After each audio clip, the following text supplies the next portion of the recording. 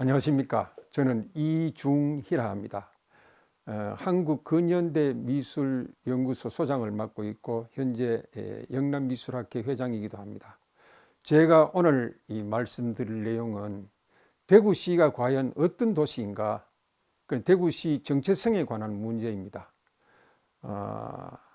여러분들은 어떻게 생각할지 모르지만 대구시에 무슨 큰 산업단지가 있는 것도 아니고 공업단지가 있는 것도 아니고 그리고 특산물이 있는 것도 아니고, 그래서 대구시는 막 무특징의 도시다 이렇게 인식하고 계실지 모르겠는데 실제는 그렇지 않습니다.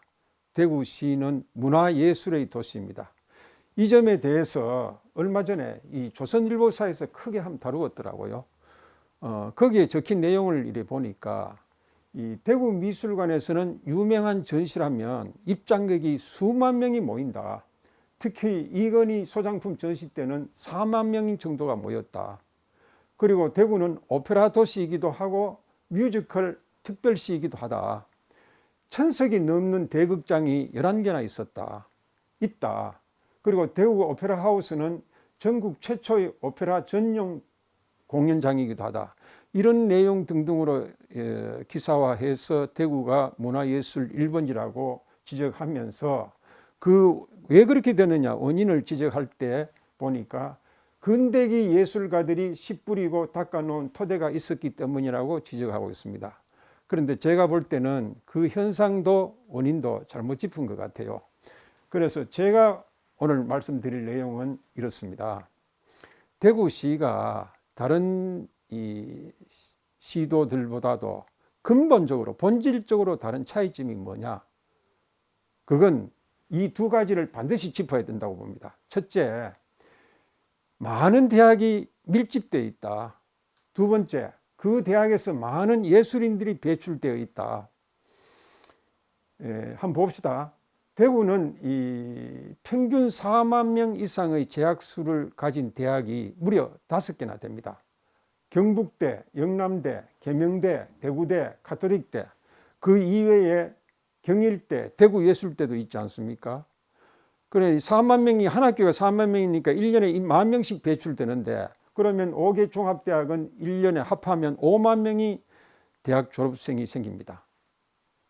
그래서 이 명실상부한 대구는 교육 중심 도시임에 틀림없습니다. 그리고 또 특이하게도 이 5개 종합대학에는 미술 전공, 음악 전공이 없는 대학이 없습니다. 그래서 1년에 배출되는 대구시에서 미술 전공 졸업생 수가 1000명입니다. 음악 전공 졸업생 수도 1000명입니다. 그래서 종합적으로 계산해 봅시다. 1970년부터 20년까지 50년간, 그러면 이 5개 종합대학에서 배출되는 대학 졸업생 수만 해도 5만 명이나 되지 않습니까? 그리고 이 1년에 5만 명이잖아요. 1년에 5만 명.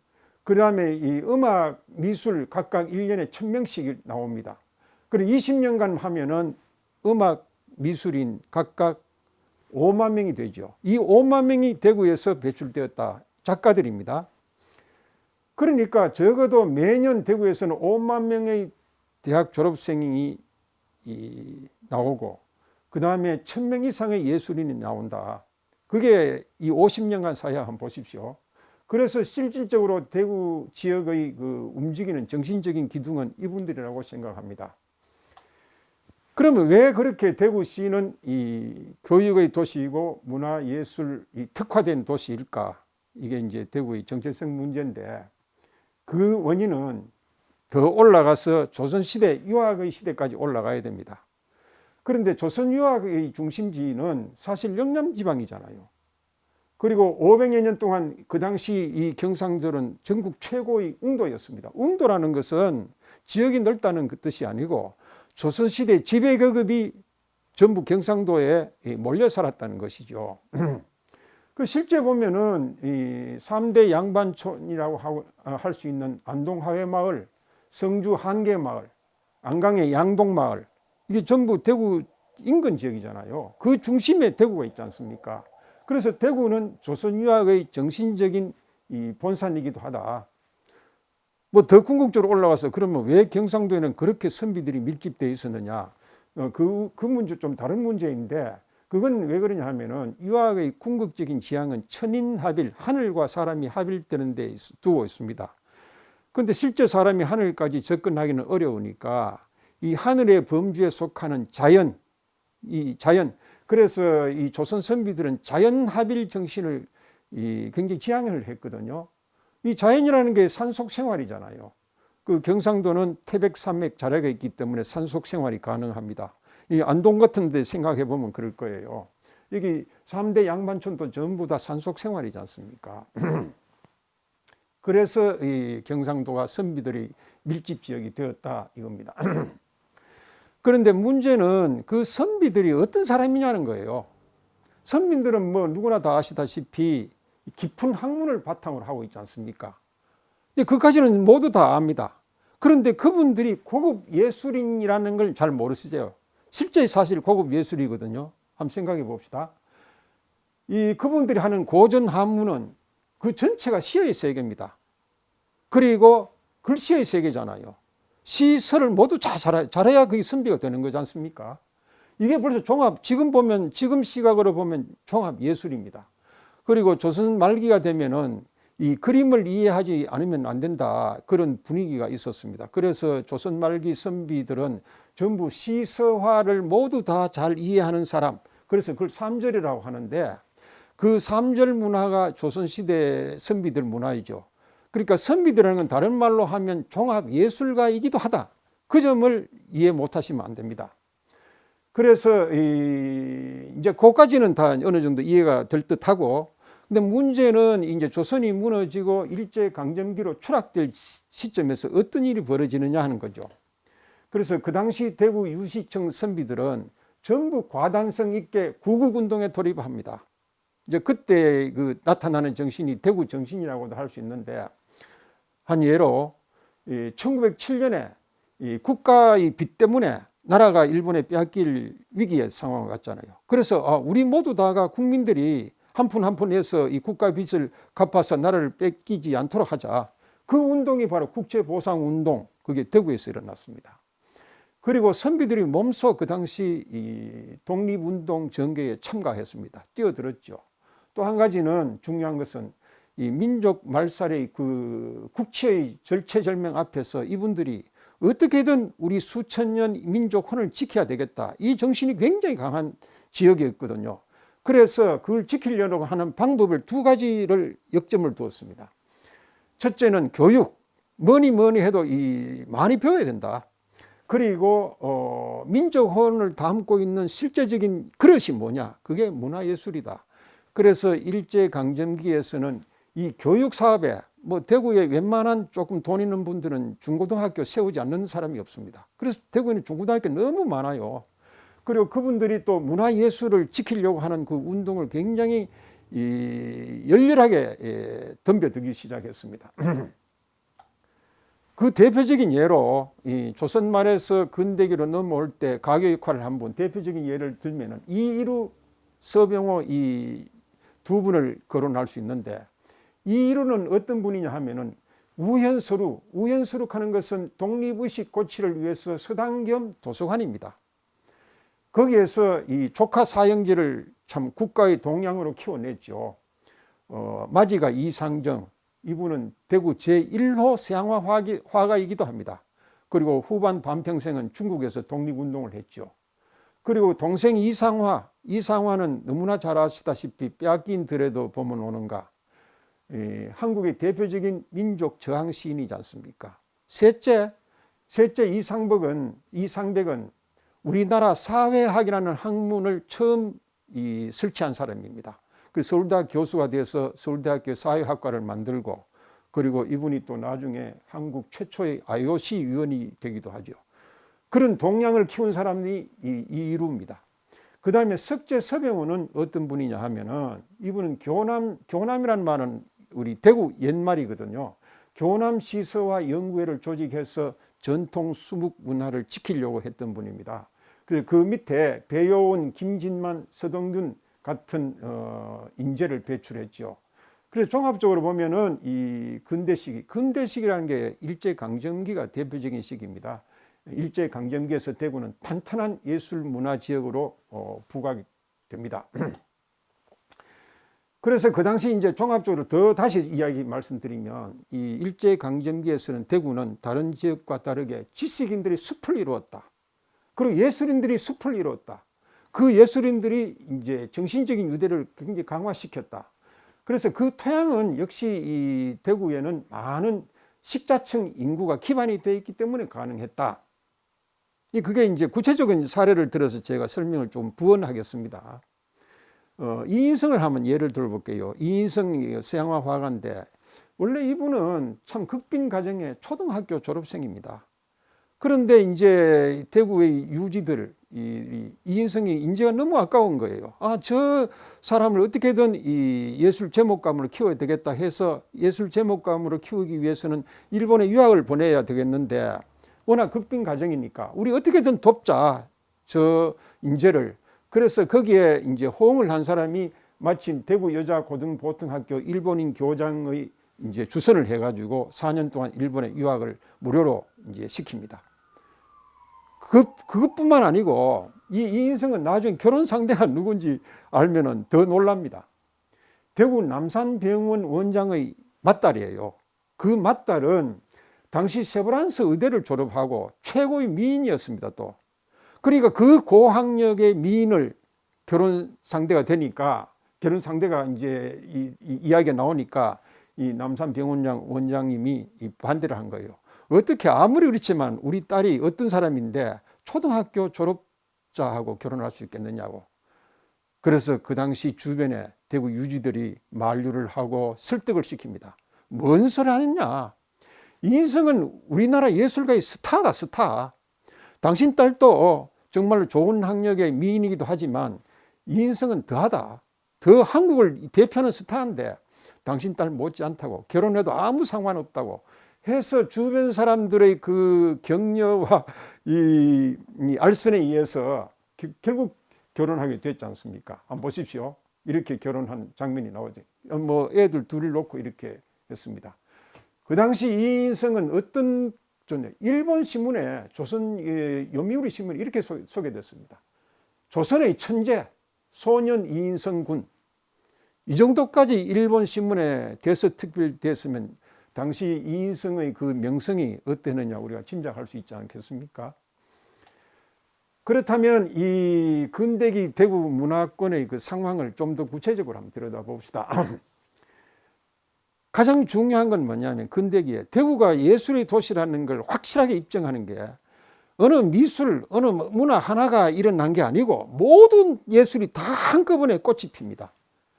사회운동, 문학, 서양화, 전통 수묵화, 심지어는 사진까지 전부 다 한꺼번에 만개를 하기 시작해요. 그래서 이 일제강점기 대구는 명실상부한 이 고급 예술의 본고장으로 부상합니다. 떠오릅니다. 더 구체적으로 한 사례를 한번 봅시다. 여기 쭉 한번 보십시오. 사회운동에서, 문학에서, 전통서화에서, 서양화에서, 사진에서 1917년을 기준으로 모두 다 한꺼번에 꽃이 피죠. 여기서 거론되는 사람, 예를 들면 문학에서 이상화, 현진건, 백기만, 이육사, 우리나라 문학 역사의 근대사를 피우면 첫 페이지에 다 나오는 사람입니다. 역사적인 전부 작가들이죠. 전통서화, 아까 서병호, 배요원, 김진만, 우리나라 근대 미술사 전통서화본에 역시 첫 페이지에 나오는 분들. 서양화, 이상정, 이여성, 이쾌대, 뭐 김용준, 이인성, 박명조, 대단한 분들이 우리나라 근대 서양화를 장식한 분들이 다 나오지 않습니까? 사진도 마찬가지예요. 사진도 이 대구가 사진의 수도였습니다. 대구 사진을 그렇게 만만히 보면 되는 게 아니에요. 이런 모든 장르가 이 근대 일제강점기에서 꽃이 피어서 완전히 대구 전체를 일제강점기 어두운 암흑의 시기이긴 하지만 예술만큼은 그러지 않았습니다. 우리나라 어디에도 볼 수 없는 대구가 예술의 본고장으로 우뚝 서게 되죠. 그 다음에 이제 그까지는 이제 전체적인 이야기고, 이제 그 중에 하나, 전부 다 이야기를 짧은 시간에 할 수 없으니까 미술만 도려내서 한번 봅시다. 이 미술도 그 당시 이 대구가 이 활동이 눈부셨습니다. 이제 그 예를 간단히 말씀드릴게요. 일제강점기의 미술 활동의 본산지가 이 일본인이 설치한 조선미술전람회라는 곳인데 여기에 매년 입선자가 대구에서 6, 7명이 나옵니다. 심지어 많을 때는 1년에서 14명이 특선자가 나왔습니다. 그러니까 이게 대구는 우리나라 서양화 강세 지역이에요. 그리고 전통화 부분은 어떠냐 하면 아까 석재 서병호 선생님을 거론했잖아요. 이분은 18살 때부터 대원군 이하응 대원군의 문화생이 돼서 같이 합석을 합니다. 당시 왕의 존재이지 않습니까? 그리고 그 당시 조선미술전람회 아까 거론했던 거기에 심사위원을 5차례나 선거합니다. 심사위원이라는 것은 그 나라의 제일 대표적인 작가가 참가할 수 있지 않습니까? 그런 분이 이 석재 서병호예요. 그리고 서양화도 여기 이인성, 이상정, 이여성, 김용준, 서동진, 이쾌대, 기라성 같은 작가들이 전부 대구 사람들입니다. 그래서 이제 대구 이 미술 문화권에서는 특이하게도 그런 화가이면서 한편 독립운동가, 그만큼 의식이 높다. 화가이면서 독립운동가 유독히 대구에 많았습니다. 이런 분들이 있습니다. 그리고 또 수채화 지역인데 이게 왜 그러냐 하면은 조선시대 유학자 선비들은 주로 수묵문화잖아요. 수묵에 가장 가까운 재료가 수채화잖아요. 그래서 조선 선비들의 수묵문화에 가장 근접해 있는 익숙해 있는 것이 수채화다. 그래서 대구에는 또 한편 이 일제강점기에 수채화가 많이 일어납니다. 수채화 지역이 되죠. 그래서 또 현대에 오면은 이영희 같은 현대 최고 수채화가도 대구에서 나옵니다. 그리고 또 예술에 대한 인식이 다른 지역과 남다릅니다. 그냥 일반 예술가들처럼 취미삼아 하는 것이 아니고 대구의 작가들은 이 하나같이 예술이라는 것은 민족 혼을 담는 그릇이다. 그 뭔가 이 정신적인 이 내용을 담으려고 애를 써요. 그 대표적인 단체가 이 서양화에서 향토회하는 게 조직이 돼 가지고 이 향토회가 그렇습니다. 향토회 말이 어떻습니까? 고장 이게 아니에요. 일제강점기에서는 우리 조국 한국을 사랑하자 이 말을 떳떳하게 내세울 수 있는 시대가 아니지 않습니까? 그래서 그걸 좀 함축해서 말을 완화시켜서 표현한 게 향토회. 다시 말하면 조국 사랑을 담자. 그림에다가 조국 사랑을 담는다 이 뜻입니다. 아까 거론했던 이인성의 경우 어떠냐면은 반드시 그 사람은 그릴 때 일본 유학 중에도 한국에 와가 우리나라 자연을 그려요. 한국 땅을 그리겠다 이 말입니다. 그리고 한국 땅을 그릴 때는 반드시 또 파란 하늘, 붉은 땅. 일본은 땅이 시커멓습니다. 화산지대가 되어가지고. 일본은 또 이 파란 하늘이 거의 없어요. 이 해양성 기후가 와가지고 늘 일기가 시도 때도 없이 변합니다. 실제 작품을 나중에 보면서 더 설명하기로 하고 우선 이제 서병호 작품을 봅시다. 서병호는 아까 말했지만 한시 이 그림 이전에 한시 문학가입니다. 한시 자체가 이게 음률로 이루어졌거든요. 그래서 이분 글씨도 보면은 음률조로 운율미가 굉장히 강합니다. 이게 굉장히 고급 예술이죠. 그 다음에 그림은 이 전통수화인데 전통수화 중에서 특히 사군자가 이 선비 정신이 가장 깊이 배어 있는 이 종목입니다. 장르입니다. 그 다음에 이여성과 이쾌대 두 형제간입니다. 이여성은 이 우리 옛날에 고려 조선 시대 때 무사들이 좋은 경기가 있었다. 그게 격국하는 것은 이제 말을 타고 가면서 공을 치는 경합을 하는 이 경기인데 이걸 문헌을 조사를 해가지고 이 역사화를 그려냈습니다.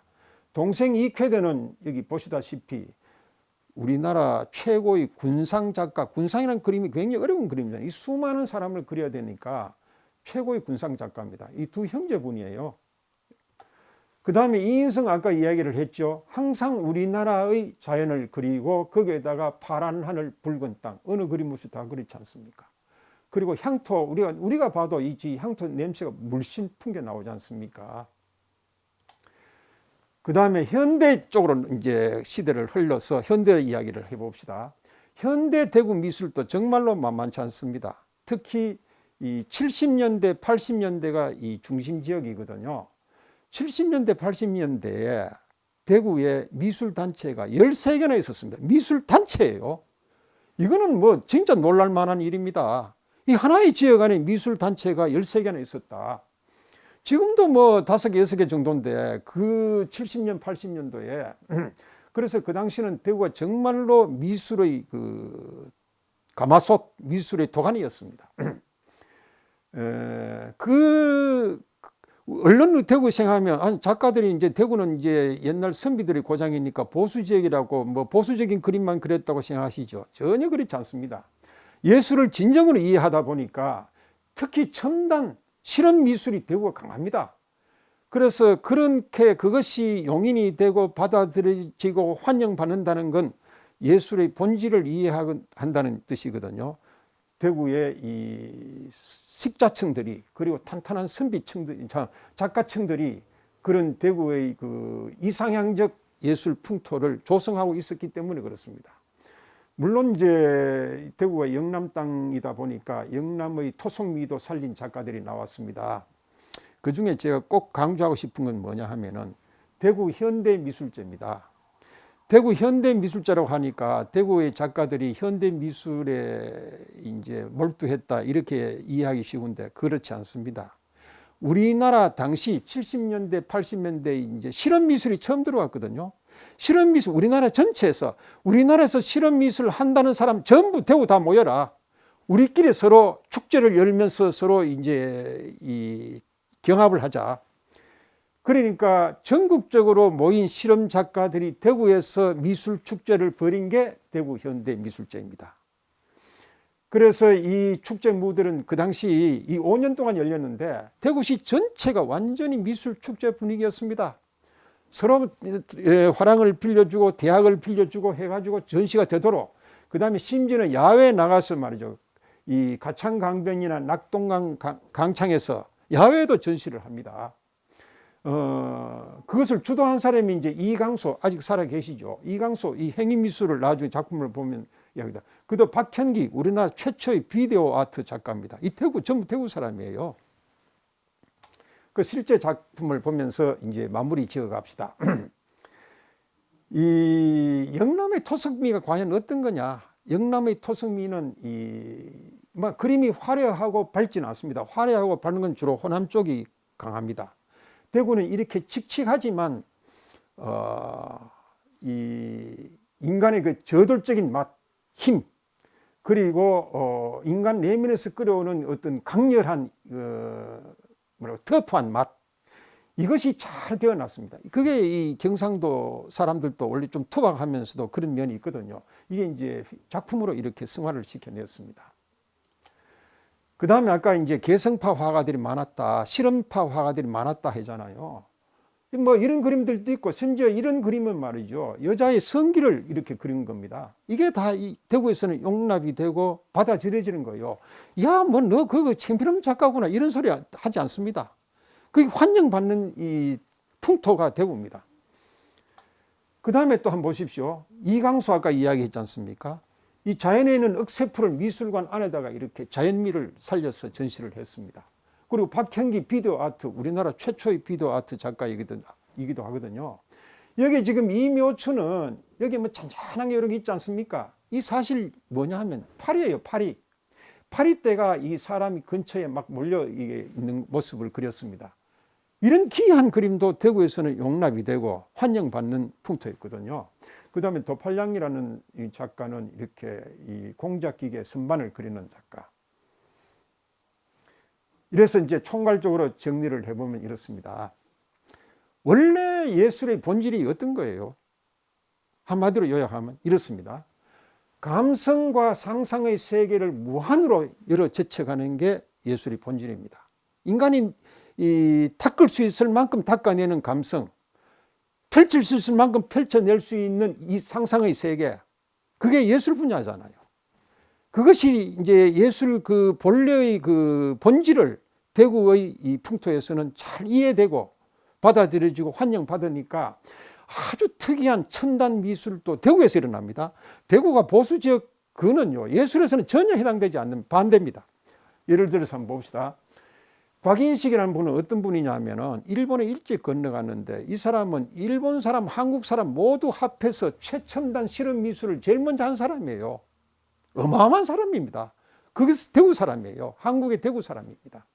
지금 국립현대미술관에 이 80년도 만든 이런 이 돌탑을, 이 기념탑을, 작품을 남겼죠. 그 다음 아까 이강수 이야기했죠. 이 작품 보면 웃기지 않습니까?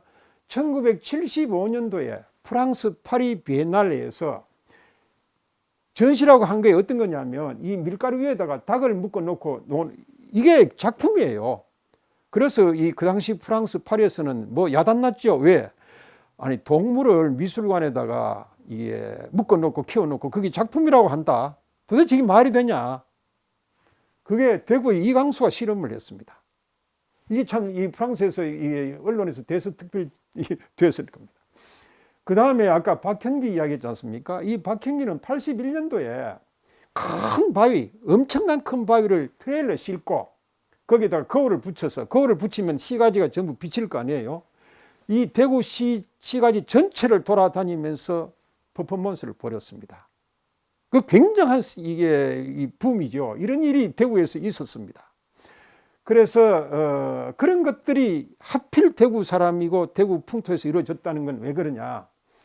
이 미술을 진정으로, 미술 아니라 예술을 진정으로 이해하는 이 고급 식자층, 지식층, 그리고 수만 명에 이르는 작가군이 이 뿌리 내리고 있었다, 버티고 있었다 이 말이죠. 그래서 가능하다. 그러니까 오늘날 또 어떻습니까? 이 대구에서 정말로 그런 이 예술 애호 지역이다 보니 봉준호 기생충 영화를 만든 봉준호 작가도 대구 태생입니다. 앞으로 제2 봉준호, 제3의 봉준호 얼마든지 나올 수 있는 풍토가 대구는 마련되어 있다. 고로 대구는 한마디로 말하면 문화예술 특화된 지역이다. 그것이 대구의 정체성이기도 하다. 이 말씀입니다. 아이고 감사합니다.